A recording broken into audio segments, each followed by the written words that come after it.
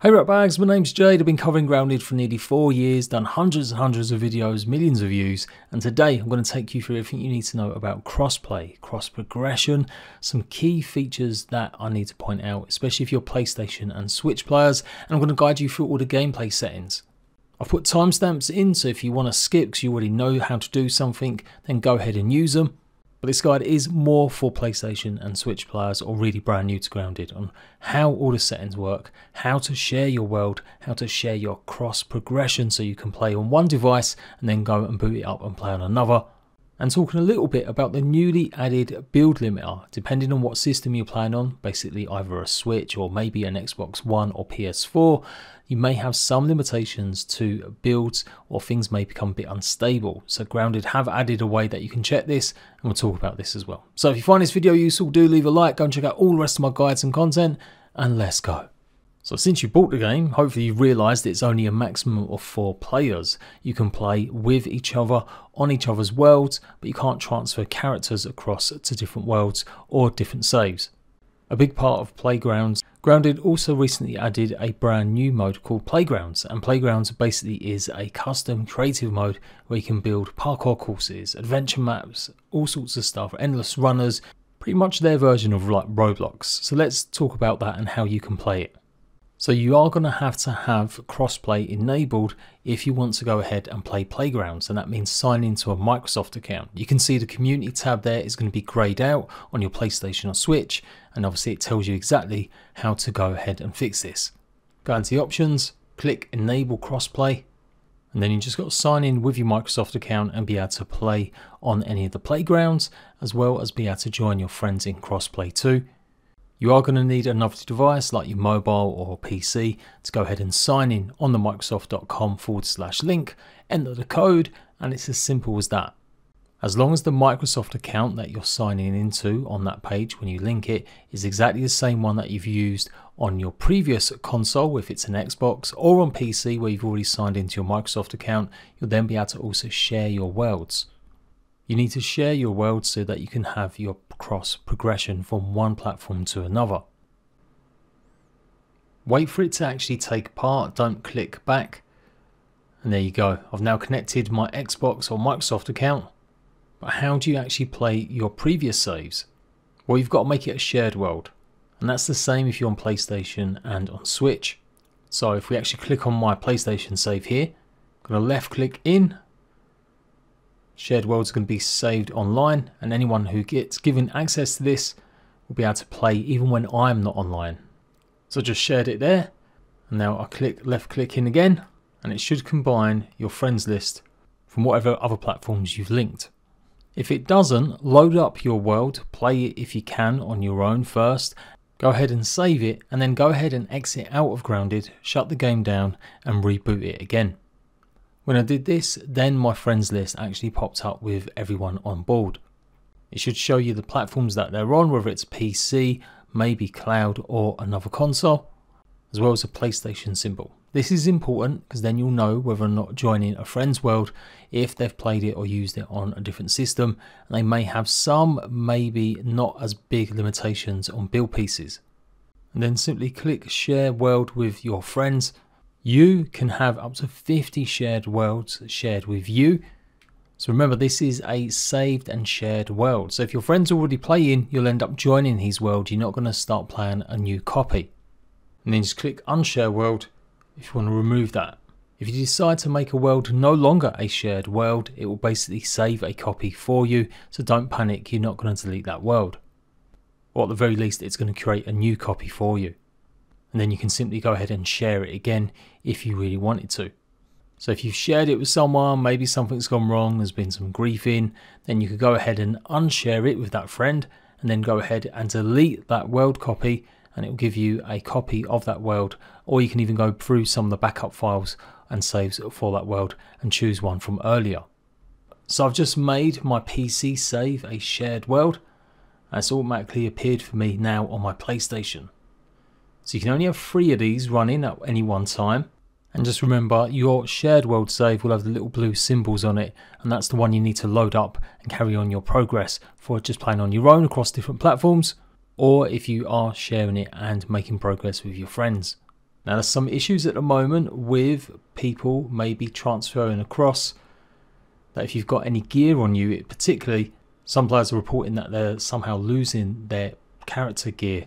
So before you go ahead and do this, make sure on the shared world, before you share it, you maybe put all of your gear inside a chest and then go ahead, share your world, and then download and play it on your next platform, and all your gear will be back in the chest. I'm sure this will be fixed in the future, it's just a glitch at the moment.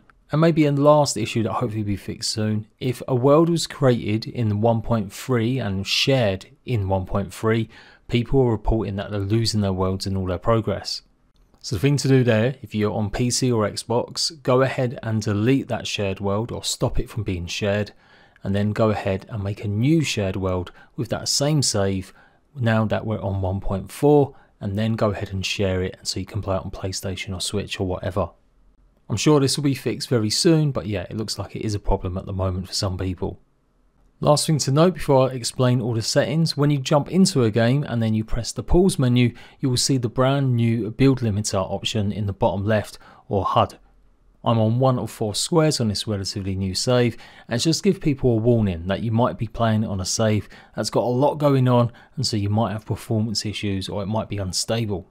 If you pause the menu again and click on the game settings menu, you can actually see the object limit mode, and you can make your save whether or not it's viable for cross-platform or no limits. So if you want to be able to do lots more building, especially on a PS5 or Xbox Series X, you can go ahead and put no limit and you won't have any limitations put down or anything like that.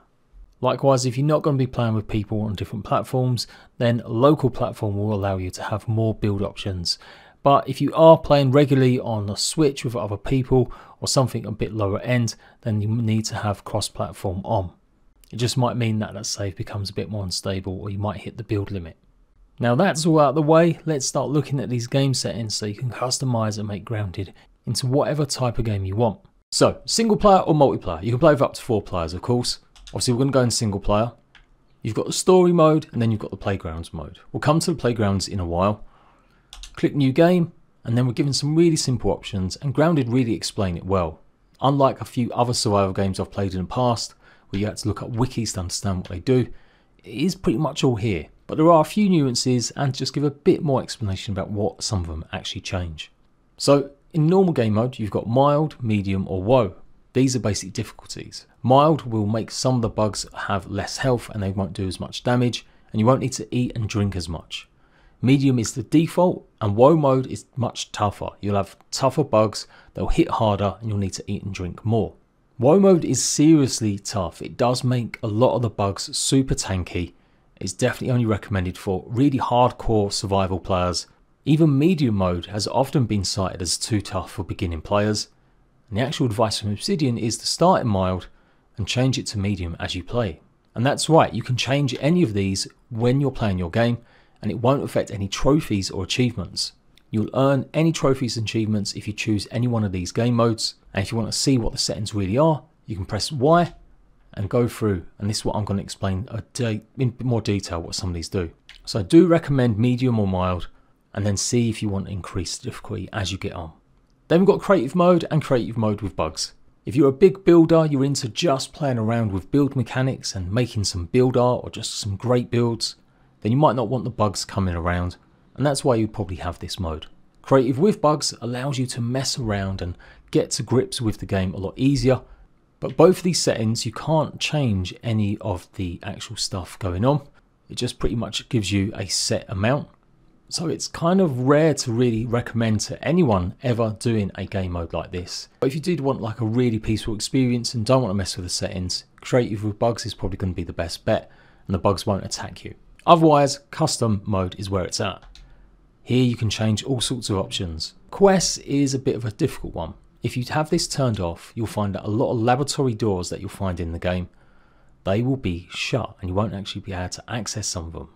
Now I do believe you can still access a lot of the end game content just with avoiding some of the labs, as the creative mode, especially if you've got all recipes unlocked or free, will give that to you. But I would always have this turned on, as you don't want to take that risk that you get locked, and you might want to explore some of the dungeons. Crafting, building, all recipes unlocked, obviously it's self-explanatory. In Grounded, you gain recipes by finding bug parts or new resources, and then you scan them at an analyzer at field stations. This will then give you more recipes of what you can do with that item.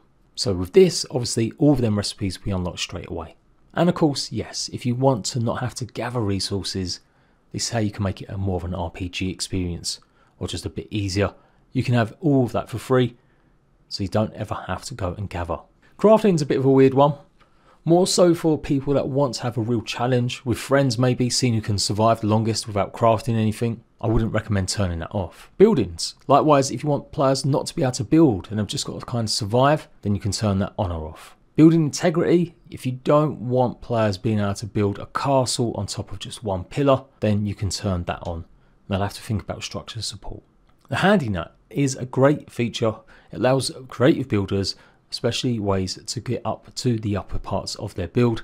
You can go ghost mode with your handy nut, float through walls, and effectively go and build stuff that you wouldn't be able to just in the first or third person. You can turn off bugs spawning or not. So again, you've got all the same options that you would have in just the vanilla creative with bugs or without. Again, I would recommend that this is always on. Bugs ignore players is something you can change at any time during the game. And as long as it hasn't got a lock sign, in fact, all of these options you can change whenever you want in custom mode. But this is useful if you want to get back to your bag and you're sick of getting killed by every larvae or wolf spider on the yard. Creature scaling. This is something you shouldn't really mess around with too much unless you're a seasoned pro. Even on WoW mode, it's only actually set to like 1.25. So you can have bugs have 5 times as much health, which honestly I think would make it impossible. I've yet to see any grounded YouTubers do like 100 days with this setting on, because it simply is too punishing. And of course, if you want creatures to be easier to defeat, then you can obviously reduce it as well. If you want to never take damage, just run around building, killing bugs, maybe for younger players, you can turn that on or off. Friendly fire, being able to hurt your teammates, you can turn that off or leave it on. Pet invincibility. This is changing with the latest update that's coming live with this launch on PlayStation and Switch. Previously on mild and normal mode, your pets have got the chance of dying, but they're making that a standard feature now across both modes. It's only in WoW mode that your pets can officially die. Either way, if you're making a custom game, you can choose whether or not your pets will stay alive or not. All mutations unlocked. Mutations help give you more buffs as you play. Some of them you unlock by defeating certain bosses, some of them you'll get for using certain weapons, killing creatures. The Blade Master mutation gives more damage with blades, and so you have to kill a bunch of bugs with swords to get it. A lot of them have different levels, and so you may have to kill maybe 10 bugs at first, then maybe 50 bugs for the second stage, and maybe 100 bugs for the third stage. Some of the mutations you actually have to buy as well. They may give you more health, and others you'll get from just finding different locations. So again, if you want less of a challenge, you can put that on, or just experiment and play around, as these contribute a lot to different players' builds. For the yoked, this is to do with the milk molars you find in the yard. Milk molars are basically attributes that you can increase your health, your stamina, reduce how much food and water you need, or give you extra carrying abilities for resources. They can also increase the maximum amount of mutations that you can hold, up to 5 eventually when you've unlocked them all. So if you want all of them special bonuses applied straight away, you can turn that on. If you don't want to die when you're getting yeeted, and it happens quite a bit to be honest, you'll be surprised how many times you'll fall off the picnic table, have a beetle knock you across the yard, or just fall from grass without a tuft, then you can turn that down. This is where you can start turning it into more of an RPG. If you don't want to eat or drink, you can put that at 0 and you won't need to. If you want it a more hardcore experience, you can increase it. Time of day, you can skip the night when you sleep in a bed or a lean-to.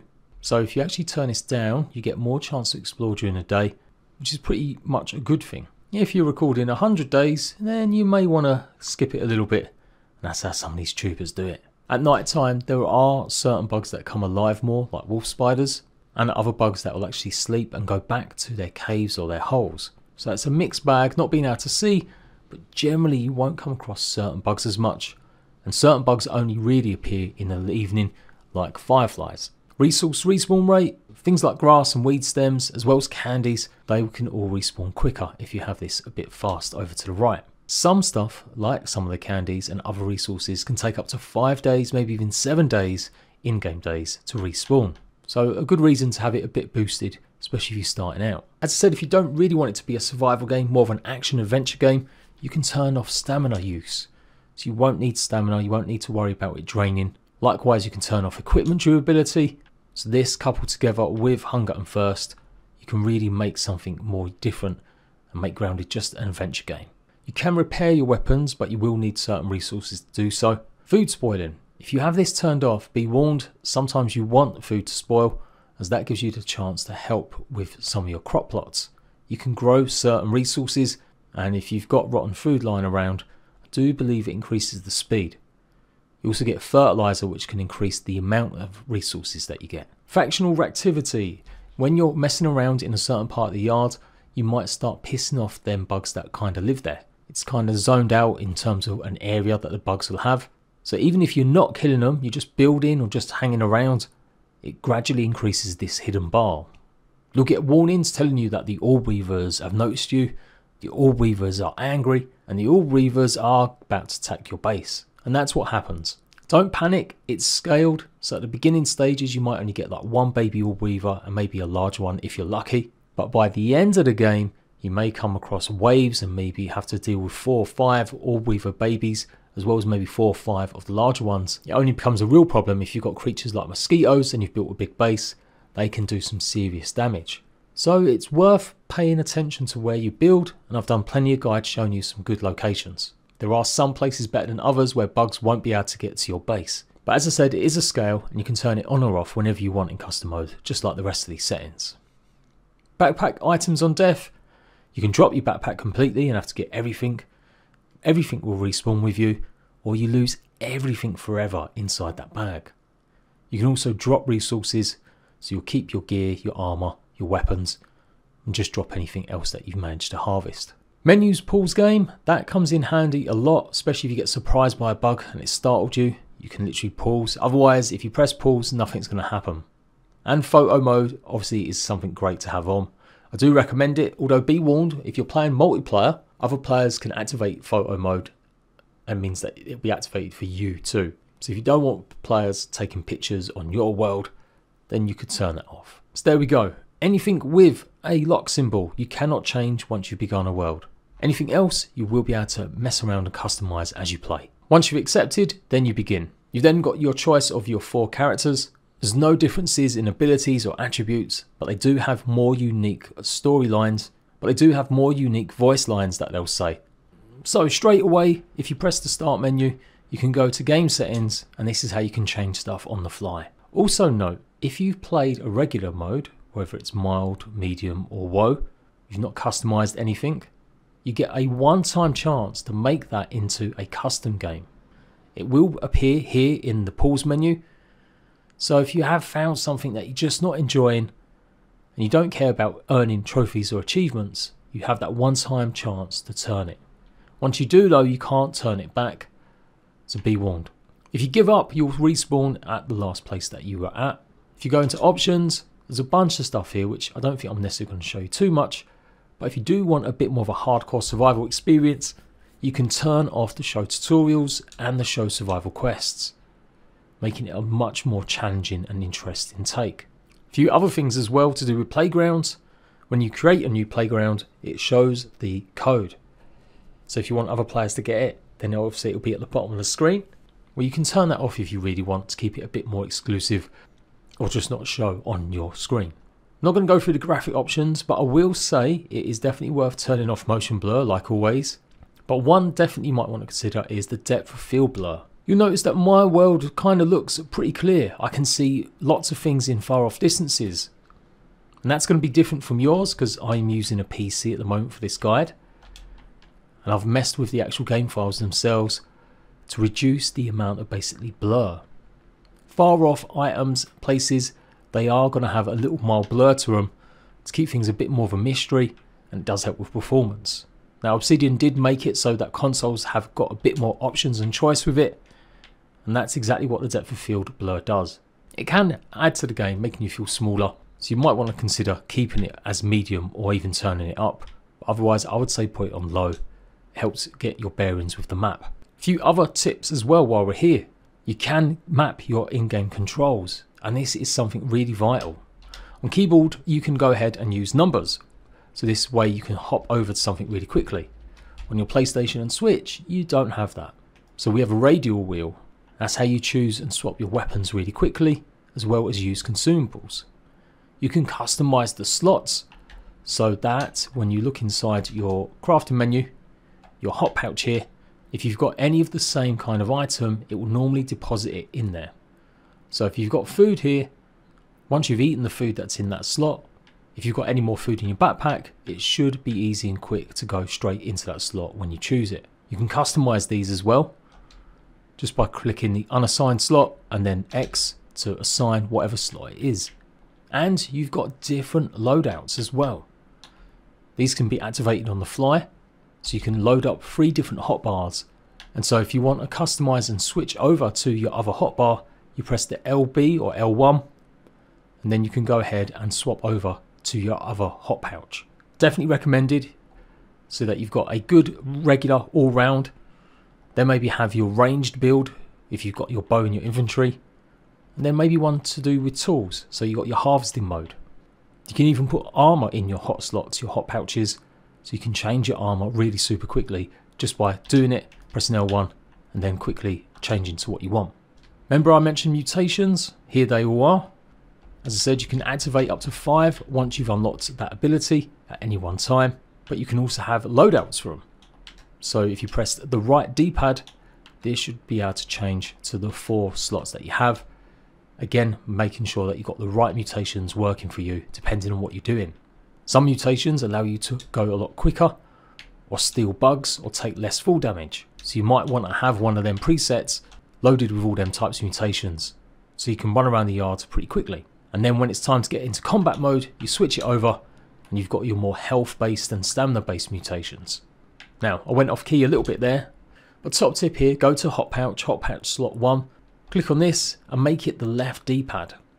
This will stop you being able to emote, so you may want to maybe toggle that for another button or combination. When you're in combat, it can still be tough using the radial wheel to stop using your weapon and go ahead and take a healing item.